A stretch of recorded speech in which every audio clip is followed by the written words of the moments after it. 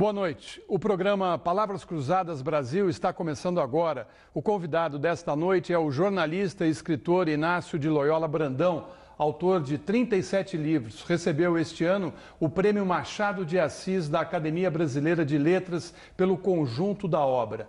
Nasceu em Araraquara, interior de São Paulo, e completou em julho 80 anos.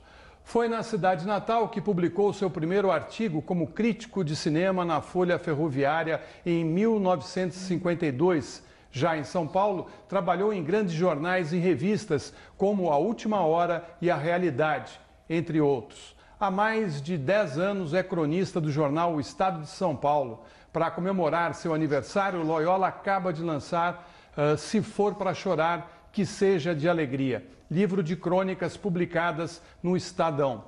Ele também está ao lado da filha, Rita Gulo, no show Solidão no Fundo da Agulha, no Teatro Eva Herz de São Paulo. Participam desta entrevista a jornalista Maria Fernanda Rodrigues, que escreve sobre literatura no jornal O Estado de São Paulo, onde tem o blog Babel, e Vanessa Casalino, repórter aqui da TV Brasil em São Paulo.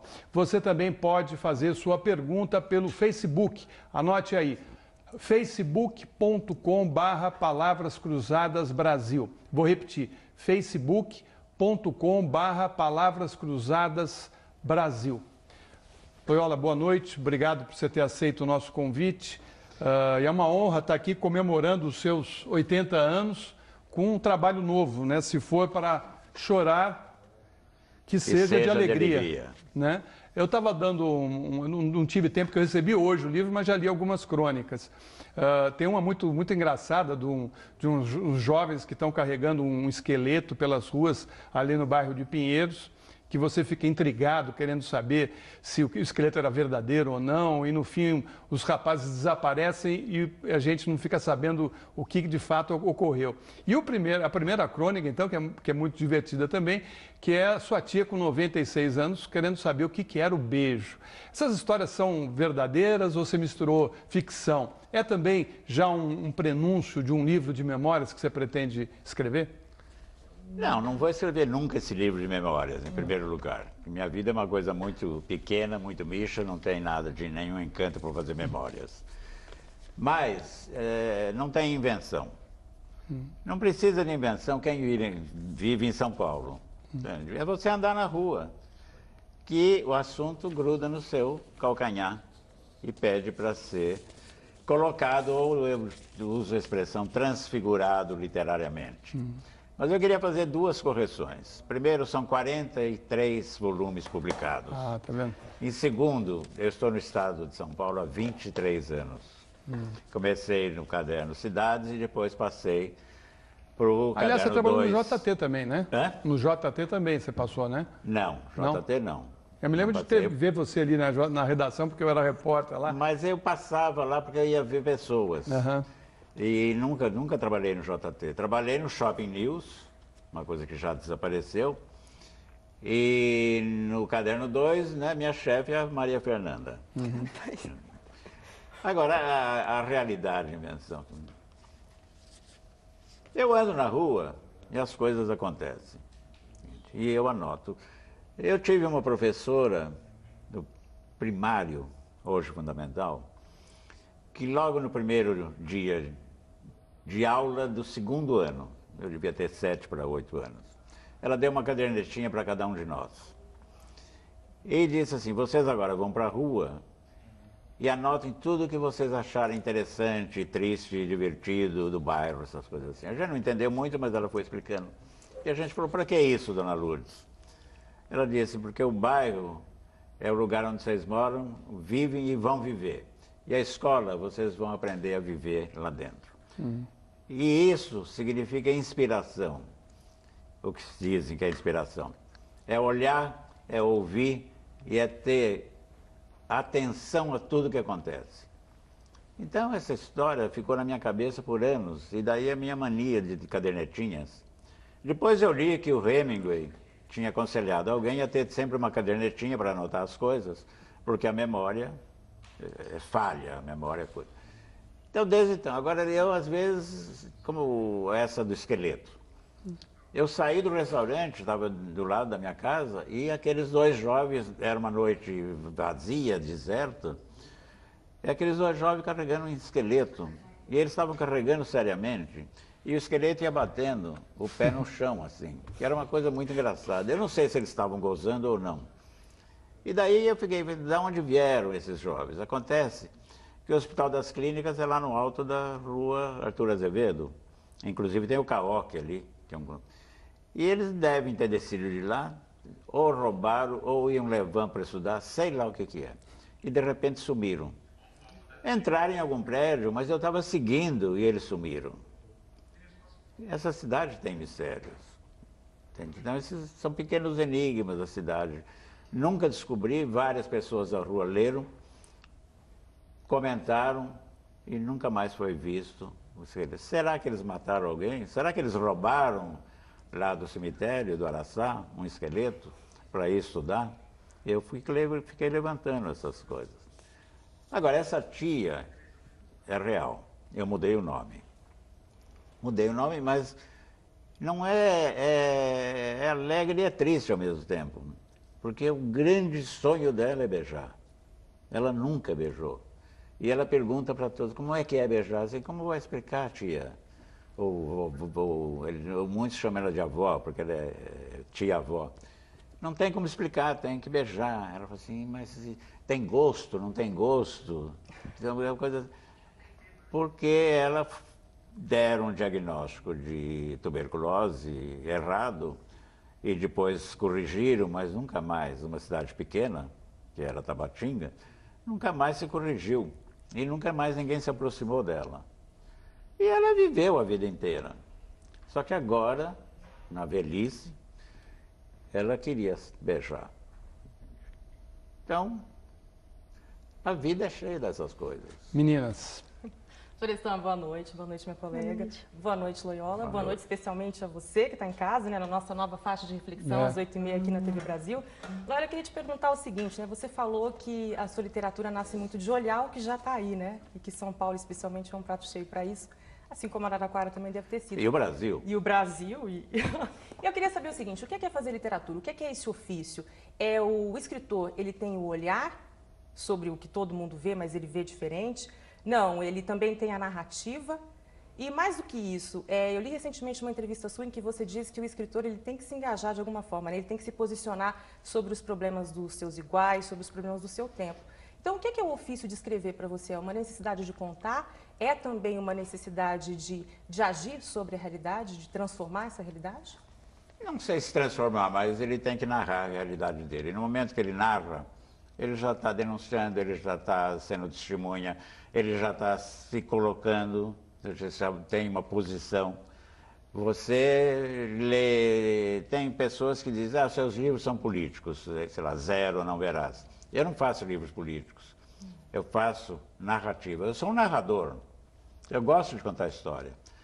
E porque se você pega, por exemplo, Tchekhov, ele narrava as coisas, e aí você tem todo um panorama da Rússia, de como os russos viviam, de como eram usos, costumes, problemas sociais, políticos, está tudo lá.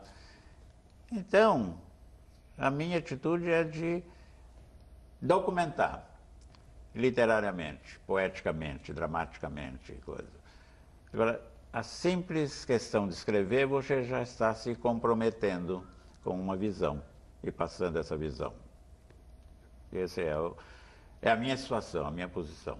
E essa necessidade de escrever surgiu a partir desse caderninho? Foi a professora que plantou isso em você ou isso já existia? Não, eu era muito bom de redação. Eu adorava ler. Meu pai, é uma coisa que está mais para trás, meu pai já lia muito. Ele era um simples ferroviário, até pobre, que ganhava mal. Mas ele, nos anos 40, e isso eu já repeti 1000 vezes, tinha uma biblioteca de 1000 volumes. Ele tinha mais livros do que a biblioteca. E eu via meu pai lendo todo final de tarde. Ele chegava do trabalho, preparava lenha, porque o fogão era de lenha, minha mãe começava a preparar o jantar, e ele ia para a mesa, tomava banho, ia para a mesa, lia enquanto esperava. E eu ficava observando reações do rosto dele. E às vezes ele me contava coisas de leitura. E eu achei interessante, porque ele ria, eu falava, é alegre, pai? É triste, é. E às vezes ele ficava meio perturbado. Então eu achei, inconscientemente, isso aí tinha alguma coisa que provocar. Agora eu era um cara muito cheio de problemas. Não é que eu não seja, eu continuo. Mas eu era assim, magro, me considerava feio, tímido e introvertido, além de pobre. E na classe, nenhuma menina me olhava. E tinha, assim, sempre um mais bonito, tinha um mais engraçado, tinha um mais bem vestido, tinha um que jogava muito bem, coisa.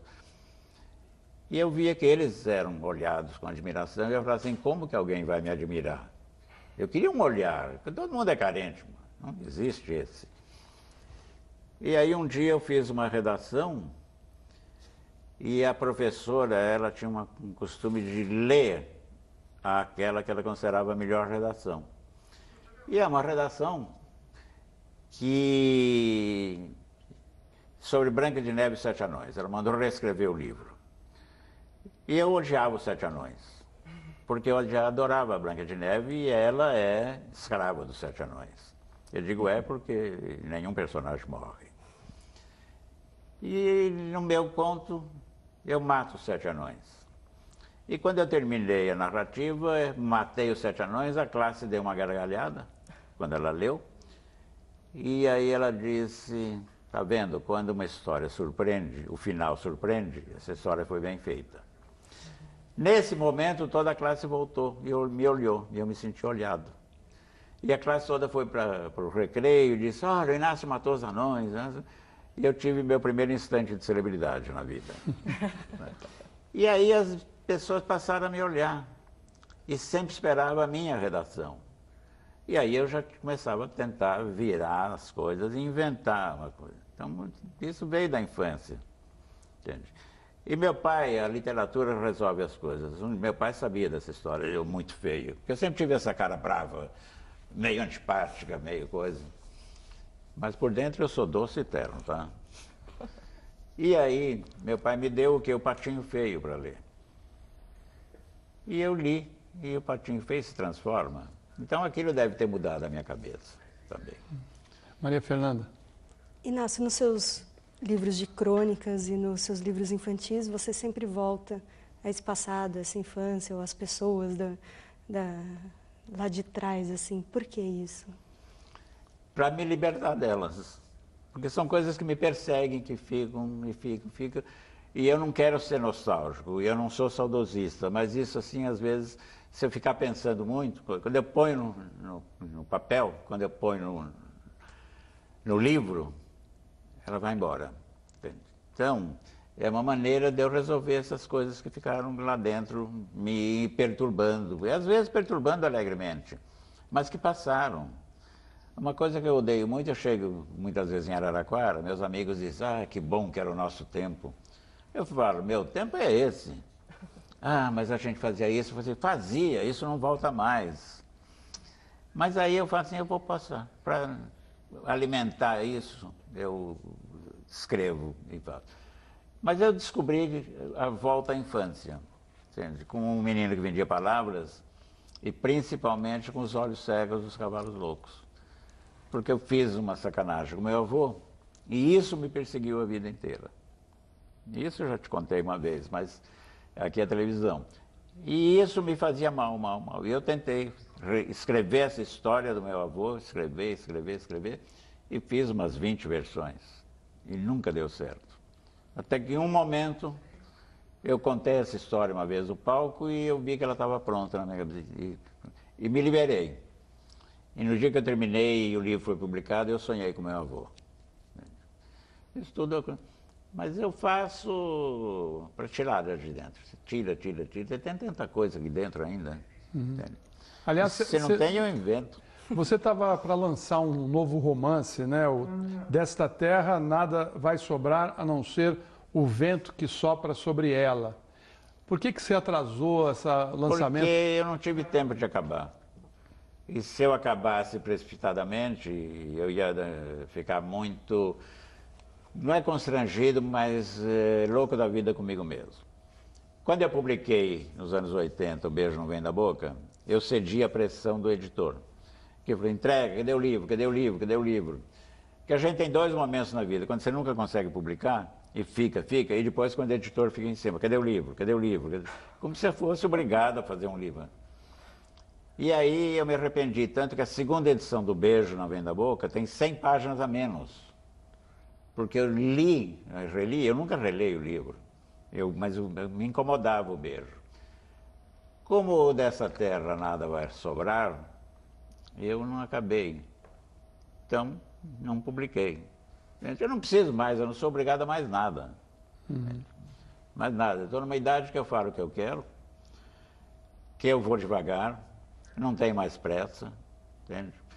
E eu diria que tem tanto projeto, e os amigos e as pessoas às vezes veem entrevistas e dizem assim, que tal ter 80 anos? Eu falo, não sei, é a primeira vez que eu tenho.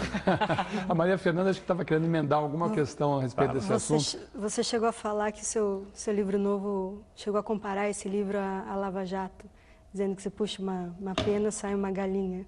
Deixa eu contar um pouquinho mais da... Eu não falo nunca do que eu estou escrevendo, senão vai embora. É uma mania. Nem minha mulher, nem minha filha, o que você escreveu hoje? Escrevi. Porque se eu contar, é uma coisa... Eu não preciso mais contar, não preciso mais escrever. Mas é um livro que, pela primeira vez, depois de Zero e Não Verás, eu estou escrevendo com uma liberdade, assim, de desestruturar tudo que tem. Porque passa no Brasil e não passa no Brasil. Passa nessa época e não passa nessa época. Então, e ele, logo no começo, eu conto esse episódio porque ele já está pronto.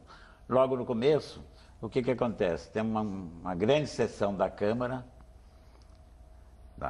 Alta, e todo mundo está assistindo, e aí, de repente, começa todo mundo a se dissolver, como se fosse gelatina, e todo mundo se transforma em nada, uma coisa gosmenta, horrorosa, sabe? Então isso, inclusive, é simbólico, porque é assim que eu vejo, é esse congresso. E a partir daí, começam várias coisas. Por exemplo, todo mundo quer ser presidente. E aí cada um forma um partido. Então tem 1000 partidos.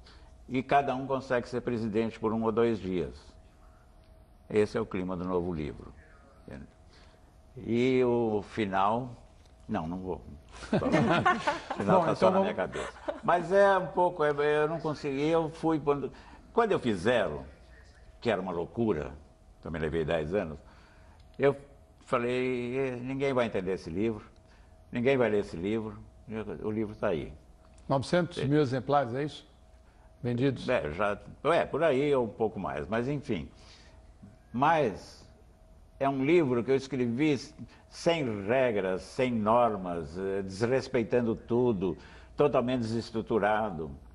E eu falei, ninguém vai ler. Olha o que aconteceu. Não Verás, quando acabei de publicar, livro pesado, Brasil sem árvore, sem água, sem nada, eu falei, é outro que vai para o Beleléu. Vende até hoje, é adotado 1 milhão, né? continuamente, mais de 1 milhão, desde 80. E, inclusive está aí, eu inventei tudo em Não Verás. A realidade copiou. E o Alckmin não leu o livro, senão ele ia saber que a água ia faltar. Então tem essa coisa. Então, esse agora eu estou soltando toda a loucura que vem. Loyola, nós vamos fazer aí o Palavras Cruzadas, um rápido intervalo e voltamos em seguida. Até já.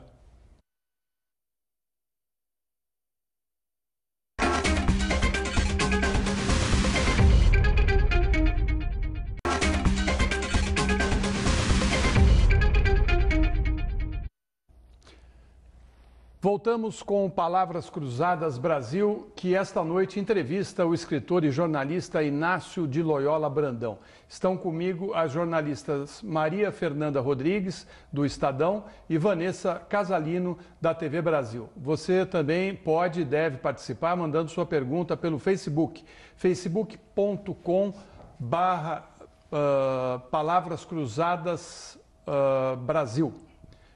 Bom, Loyola, no bloco anterior você estava falando do Zero, né, que acabou sendo um sucesso. Se não me engano, eu ouvi do Antônio Cândido que o Zero saiu primeiro na Itália, antes de ser publicado no Brasil. E o livro, em 75, teria sido proibido no Brasil, né? E teria sido publicado, portanto, depois da edição italiana. Como é que era para você, como é que foi para você lidar com a censura, com a proibição, tanto na redação como num livro? Quer dizer, o que isso representou para você? Você teve mudanças drásticas no seu comportamento como escritor? Teve uma raiva imensa. Mas, na verdade, eu lidei com a censura desde 64, porque eu trabalhava na Última Hora, e a Última Hora foi fechada por 15 dias pela Polícia Militar, que naquela época chamava Força Pública, etc. Quando o jornal foi reaberto, tinha um elemento novo dentro da censura, dentro da redação, que era o censor, que tinha uma mesa, era uma figura física que ficava ali e a gente tinha que prestar vassalagem. E a gente perguntava, por que eu não posso publicar essa notícia? Ele dizia assim, a outra vez que você perguntar isso, você vai preso. E os jornalistas todos viveram essa velha, principalmente os mais velhos. E a gente tinha esse ódio da censura, porque a gente não podia publicar as coisas que estavam acontecendo. Daí eu fiz o Zero, porque o Zero foi a reunião literária de todas as matérias que o censor proibiu, que eu fui jogando em caixa, intuitivamente. E aí eu transformei aquilo. Tentei 13 editoras, todas recusaram, porque claro, podia fechar a editora, podia prender o editor, podia prender o autor. Bom, aí um dia o Jorge Andrade lê o original, adorou o livro e estava indo para a Itália para entrevistar o Murilo Mendes, porque ele era o grande autor de perfis da realidade. O Jorge Andrade, o teatrólogo, né? Levou a Luciane Steganho-Picchio, que era professora de literatura brasileira e portuguesa, perguntou, não aconteceu nada de novo lá? Ele falou, toma esse livro. E a Luciane encantou com o livro. E levou para a Feltrinelli. E de lá ela me disse, se a gente conseguir, você topa publicar aqui? Eu falei, topo. Você tem coragem? Foi o momento que eu tremi. Porque assim, tenho ou não tenho? Tenho ou não tenho?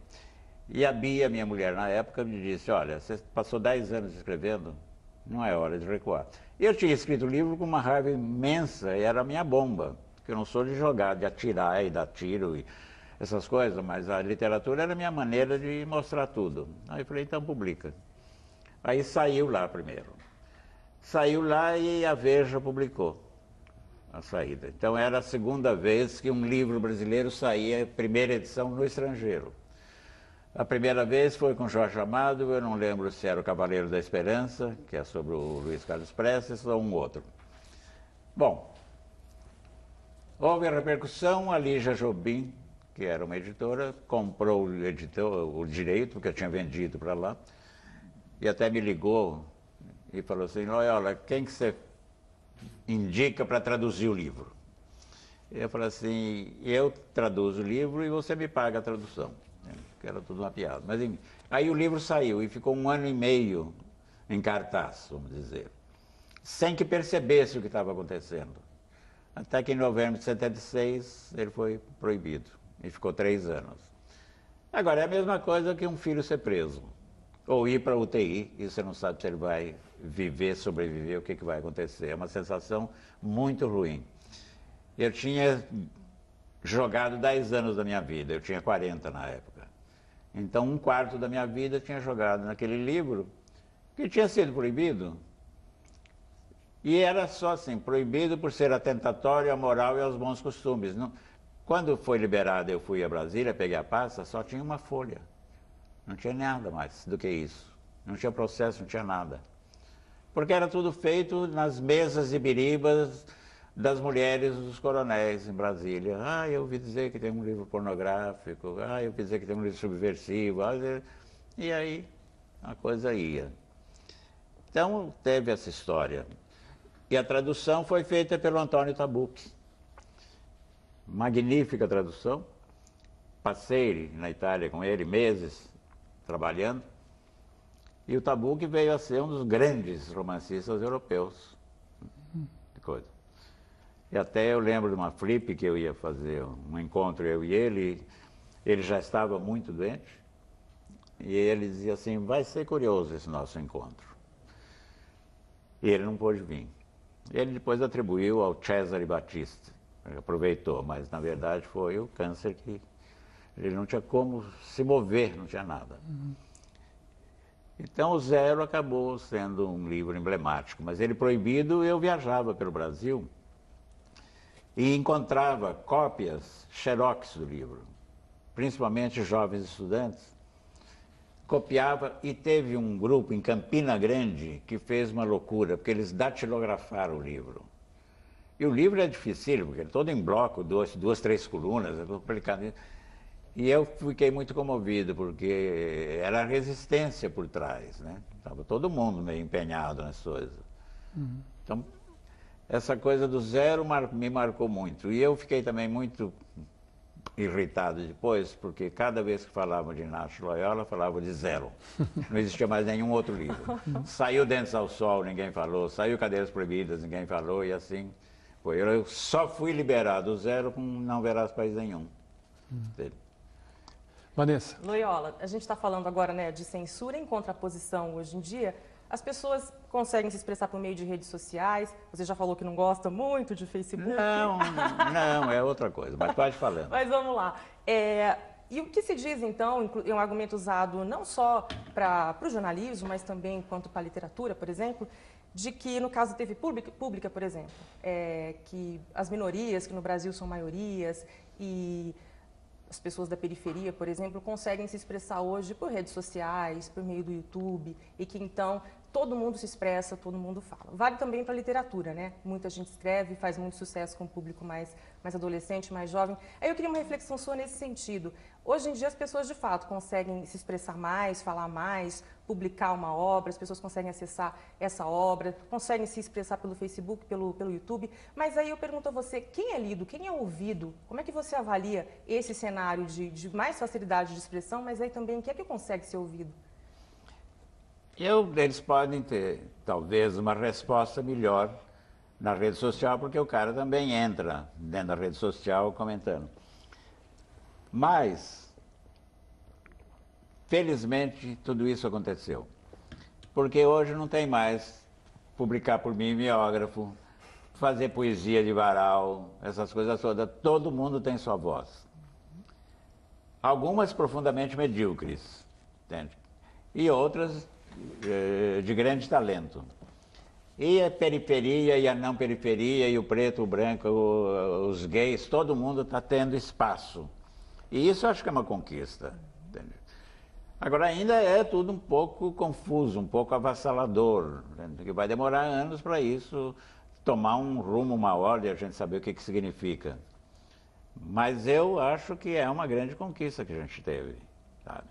É que hoje não tem mais aqueles meninos que chegavam e diziam assim, como é que eu faço para conseguir uma editora porque eu fiz um livro de poesia? Nada, ele publica, ou ele imprime no computador dele e ele entrega. Isso, eu viajo muito por esse país. O que eu recebo de livrinhos, de crônica, de conto e romances, feitos manualmente, artesanalmente, e isso é uma coisa que não existia, essa possibilidade. E hoje você tem isso. E que me dão, e eu leio em avião e tudo. Muitos eu jogo fora. Outros eu leio e respondo. Uma boa parte da minha vida, do meu tempo e do meu trabalho, do meu dia, às vezes é gasto com isso. Porque quando eu uma vez mandei um livro meu para um escritor conhecido, e ele respondeu, eu tive uma alegria tão grande, que assim, alguém me vê. Então eu mando, respondo e tal. Mas acho que é um momento muito bonito, tá? Muito aberto, e a liberdade. Porque as editoras que publicam livro ainda têm essas coisas. O livro vai para a livraria, mas ainda pode ser proibido, ainda pode ser o editor, não vou publicar esse livro, porque esse livro é perigoso. Ainda existe isso aí camuflado.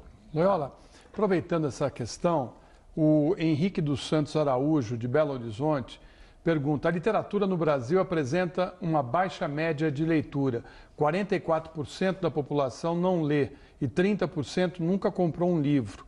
Os índices são consequência do nível da educação no país? O que a educação precisa para melhorar?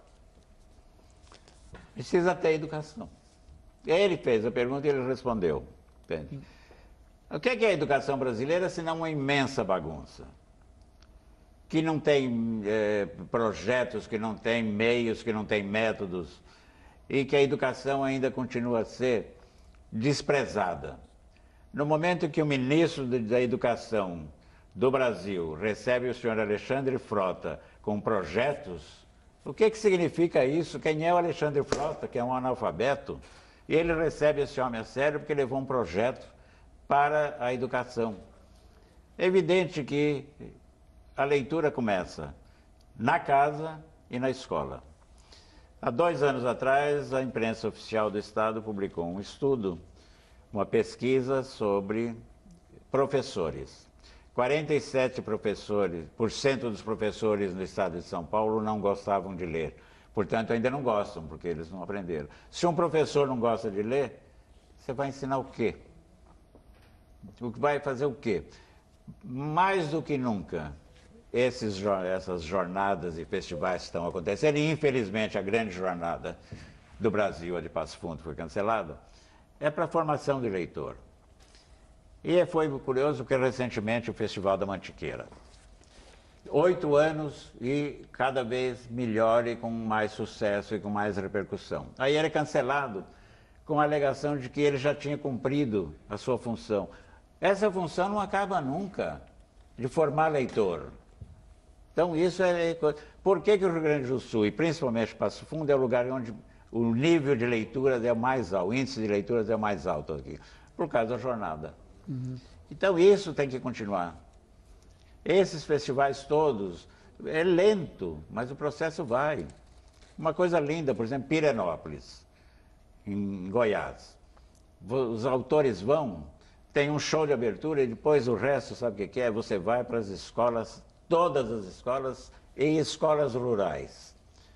Então eu fui às escolas rurais, a gente senta lá com a meninada, as mães dos alunos encantadas vêm e fazem o café da manhã para a gente, com um bolo de mandioca, com não sei o quê, com todas aquelas...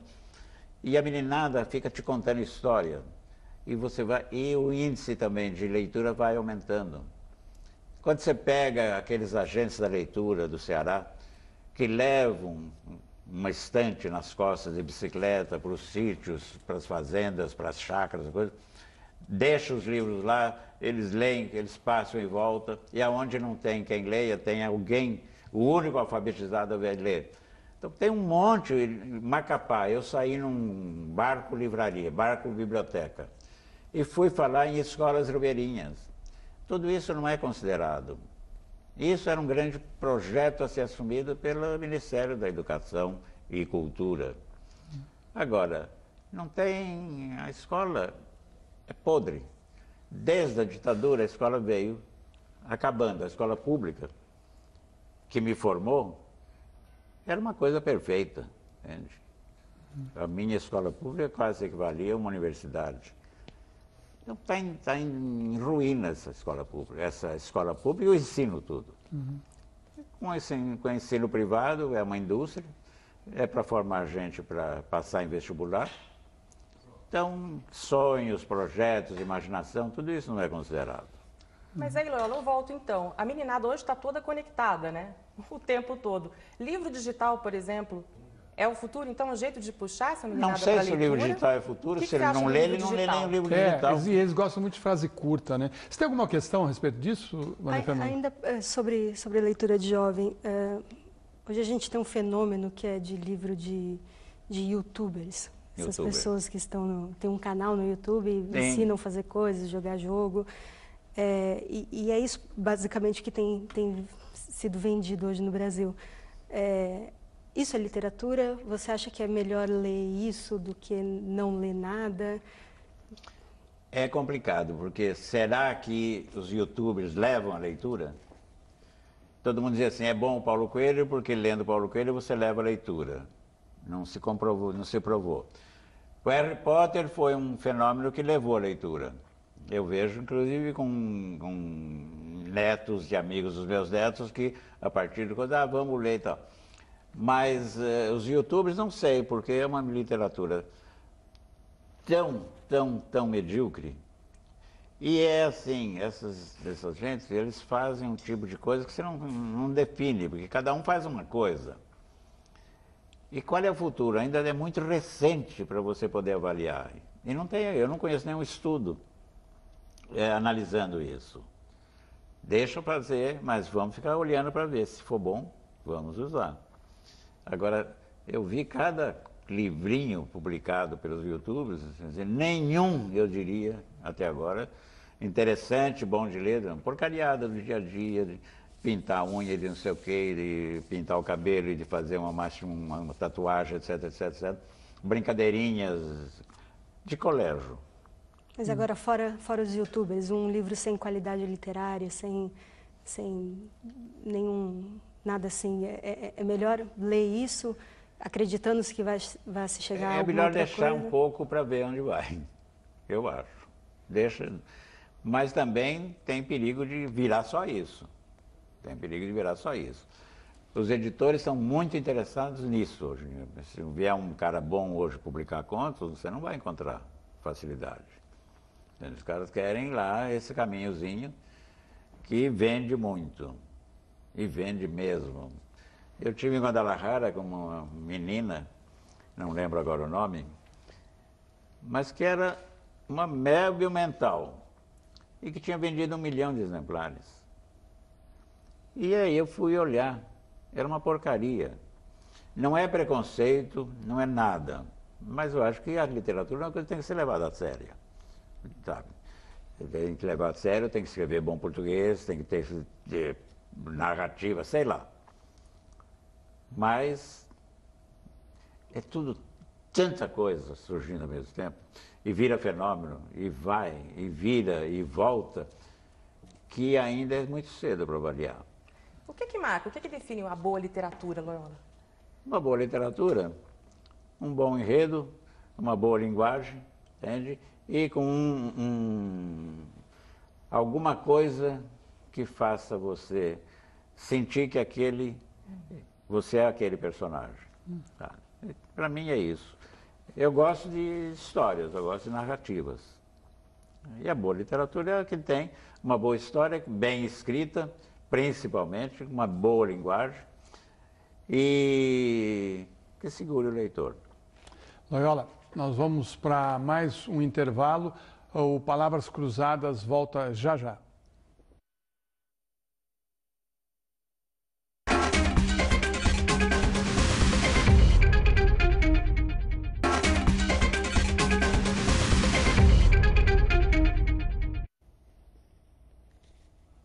O Palavras Cruzadas Brasil está de volta. O convidado de hoje é o escritor Inácio de Loyola Brandão.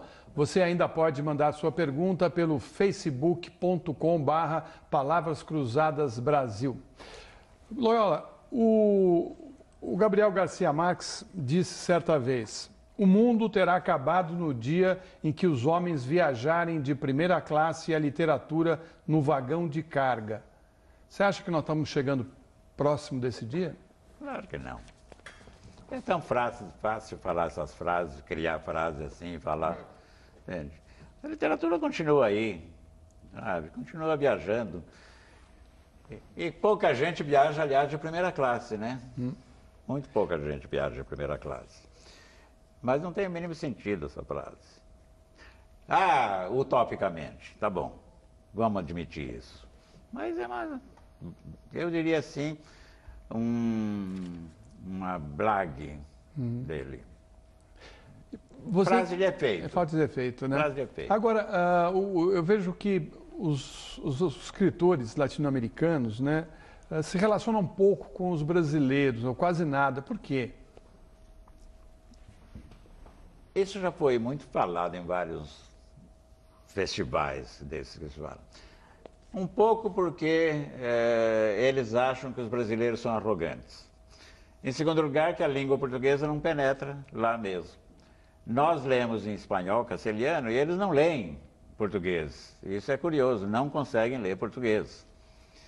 E nós também não temos há amizades entre as pessoas. De repente você vê o Éric Nepomuceno foi um grande amigo do Garcia Marques, um grande amigo do Galeano, né? O Fernando Moraes foi um grande amigo do... Eu encontrei, por exemplo, em Berlim com o Rulfo, e o Rulfo foi um grande admirador da literatura brasileira. E o Rulfo dizia assim, mas eu não consigo convencer nenhum editor mexicano a publicar autores brasileiros. Então fica assim, Machado de Assis, publicou Guimarães Rosa, nunca se estudou isso, mas é um pouco assim, meio até a coisa de o Brasil é um ser à parte dentro da América. Teve sempre uma coisa meio assim de imperialismo brasileiro. Muitos governos ruins, muitos governos também nunca contribuíram. E nunca teve um trabalho de um ministério. Eu me lembro quando eu vivia na Alemanha, que eu viajava pela Alemanha e ia nas faculdades e todas que tinham, a maioria tinha departamento de espanhol. O governo espanhol dava todo o apoio, todos os dicionários possíveis, recebiam todas as publicações literárias e as revistas de informação, mandavam, pagavam tradutores, pagavam bolsas para os tradutores, alimentavam bibliotecas e davam bolsas para escritores também. O Brasil nunca teve isso. Eu vivi lá com uma bolsa do governo alemão e das universidades alemãs. Eu lembro na Ibero-Americana de Berlim, uma grande universidade, quem pagava a revista Veja, que é o que chegava lá, eram os professores que assinavam. Então nunca teve, não tinha dicionários de português, não tinha bolsas de tradução, não tinha nada. Então não tem essa estrutura, que é uma estrutura importante para você fazer. Uma vez eu fui até com José J. Veiga para o Uruguai, porque inauguraram uma livraria que ia vender livros brasileiros. E depois nunca mais os editores mandaram livros para essas livrarias. E elas desapareceram. Eu fiz uma crônica até. Então é um problema também da estrutura nossa aqui, do nosso interesse.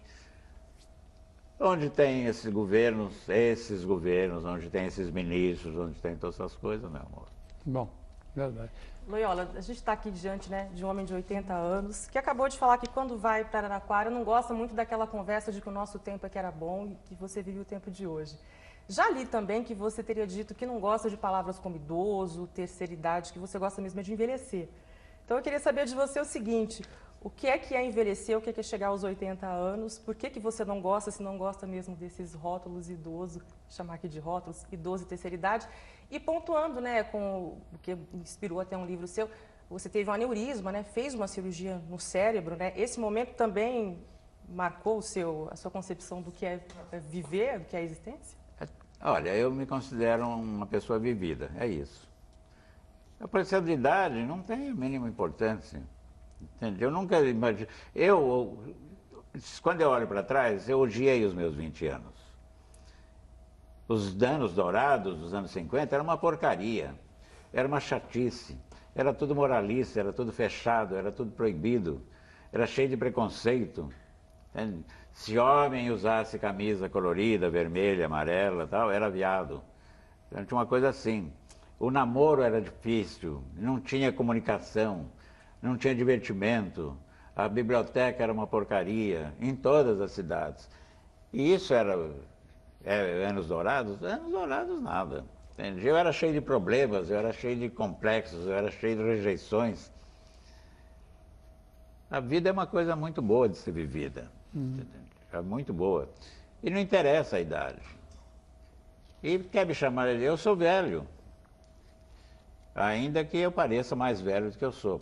Tenho 80 e pareço 98. Não é verdade. Mas enfim, mas é não parar de fazer.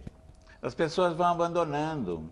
Eu falo assim, porque muita gente, amigo meu, o sonho foi viver para aposentar. E aí eu falei, e agora? Estou aposentado. E o que você faz? Nada. Para não fazer nada, você precisa de uma força muito grande. Sabe, precisa ser um gigante. Sabe aqueles caras das Olimpíadas enormes que carregavam aqueles pesos de 200? Que eu olhava aquilo fascinado, tanta besteira no mundo. Então a vida é isso, sabe? Loyola, falando da vida aqui, eu lembro de uma história do Mário de Andrade, que quando criança, entrando já na adolescência, ele escrevia e encontrou com o Vicente de Carvalho e entregou para o Vicente de Carvalho, que já era um grande autor naquela época, alguns textos dele, algumas crônicas, e pediu para o Vicente de Carvalho fazer uma avaliação daqueles escritos. E o Mário de Andrade, segundo o Antônio Cândido, ficava ali à noite na frente da casa do Vicente de Carvalho, pensando assim, será que ele está lendo os meus textos? Será que ele gostou dos meus textos? E o Vicente de Carvalho nunca respondeu ao Mário de Andrade. E o Mário de Andrade disse certa vez, se um dia eu ficar famoso, eu nunca vou deixar um jovem sem uma resposta. E ficou famoso e sempre respondeu aos pedidos dos jovens escritores. Como é que você acha que está a literatura hoje para esse jovem escritor? O que você diria para esse jovem escritor? Para escrever. Escrever, só. Não tem outro jeito de melhorar senão escrever. É a única maneira de olhar em volta e escrever. E de ler os livros, porque eu lembro que eu lia livros para saber como é que escrevia. Eu lia livro para saber assim, quantos capítulos, quantas páginas tem um capítulo. Olha a ingenuidade. Mas você recebe os originais para ler? Eu não recebo porque eu não tenho mais tempo, mas eu recebi durante muito tempo. Mas recebo contos e crônicas eu recebo e respondo. Outro dia um cara me mandou dentro do computador um romance de 600 páginas, dizendo eu queria que o senhor lesse, corrigisse e me arranjasse uma editora. Então, confunde um pouco as coisas.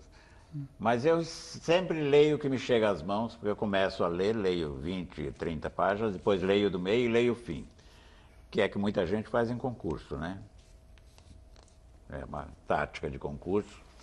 E eu não quero mais fazer concurso, mas enfim. Mas eu dou sempre uma resposta, se possível. Maria Fernanda.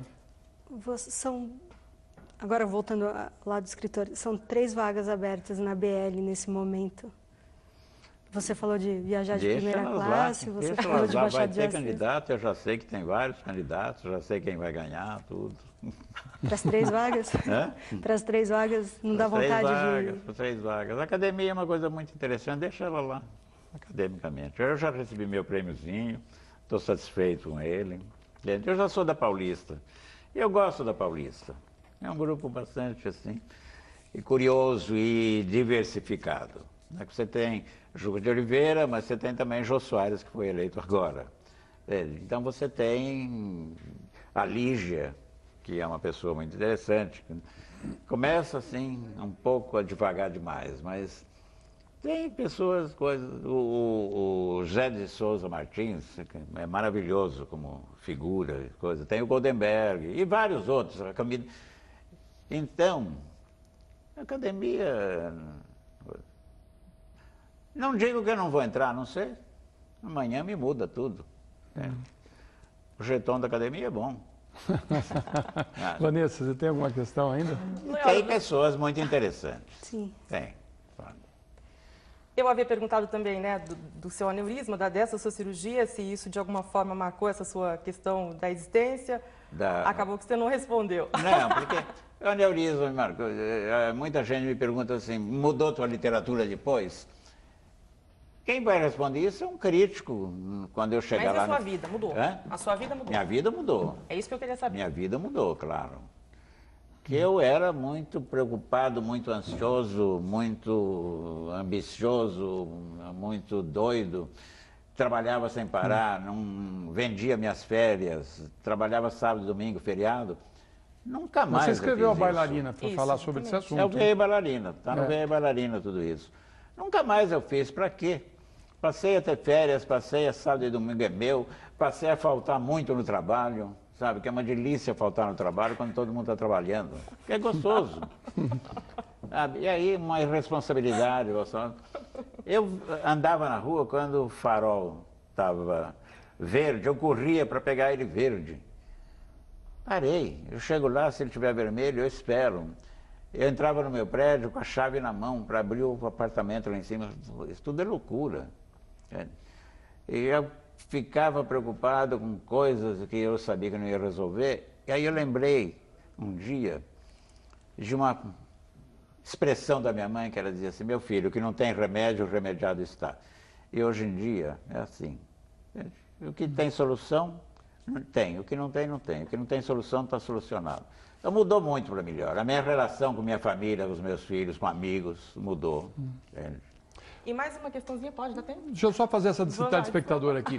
O Gerson Prado, de Salvador, na Bahia, pergunta: atualmente tem surgido um grande número de escritores nacionais, sejam nas plataformas virtuais ou no crescente número de editoras.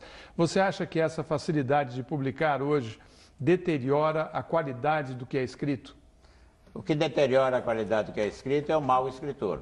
Se é um bom escritor, pode escrever quanto quiser. Agora, não tem, nada deteriora, a não ser a falta de talento, a falta de dom, não saber escrever, querer ser best-seller logo, querer ser famoso logo. Porque isso eu recebo um monte de perguntas assim: ah, eu quero ser famoso, como é que eu faço? Eu mando para o Pedro Bial, porque é a única forma. Vai, Vanessa. Loyola, se fosse para elencar um autor brasileiro, se fosse levar esse autor para falar isso é literatura brasileira, em outras palavras, o seu autor brasileiro preferido, que nome que você levaria? De todos os tempos? De todos os tempos, excluindo você. Eu, por exemplo, Érico Veríssimo. Meu sonho seria escrever O Tempo e o Vento. É uma frustração da minha vida, é verdade. Jorge Amado também. E o Jorge Amado tinha uma coisa muito curiosa. Ele atendia e fazia prefácio para qualquer escritor que pedisse. E um dia falaram para ele: Jorge, mas que loucura é essa? E se esse livro for ruim? Ele desaparece. O Scliar, eu gosto muito. O Antônio Torres, eu gosto. O João Antônio, eu também gosto. Coisas assim. O Guimarães Rosa, eu confesso que eu li não tudo. E confesso que o grande livro dele eu não li, O Grande Sertão eu não li. Por quê? Porque comecei e não consegui, mas um dia eu leio. Porque eu sei que é um desafio que eu tenho que fazer. Assim como não li Ulisses, e esse nunca vou ler. Porque também é um... Mas enfim. Graciliano Ramos, para mim, é o grande. Se eu quisesse ser alguém mesmo, eu queria ser o Graciliano. Sabe? Vidas Secas, para mim, é um livro perfeito. E Angústia é um livro maravilhoso. Lúcio Cardoso, Lígia Fagundes Telles, eu gosto muito. Uma mulher que já morreu, que ninguém fala muito, que era Maria Alice Barroso, que tem um livro faulkneriano, que é Um Nome para Matar, que ganhou um prêmio lá atrás, o prêmio Valmap. A Hilda Hilst, eu li e gostava. E gosto de ler também alguns livros da Clarice. Alguns livros da Clarice. Mas uma coisa, o último que reunia as crônicas que ela fez, acho que é Nascer do Mundo, como é que era? Bom, enfim, Loyola. Mas enfim. Machado, já fechou? Machado. Machado. Infelizmente, estão aqui falando aqui no meu ponto que o tempo encerrou, o papo está uma delícia. Queria muito agradecer a presença de você aqui no programa, Loyola, na reestreia do programa. Queria agradecer a Maria Fernanda, a Vanessa. O programa, nós voltamos com o programa na próxima quarta-feira, sempre às 20h30 da noite, logo depois do Repórter Brasil. Até lá.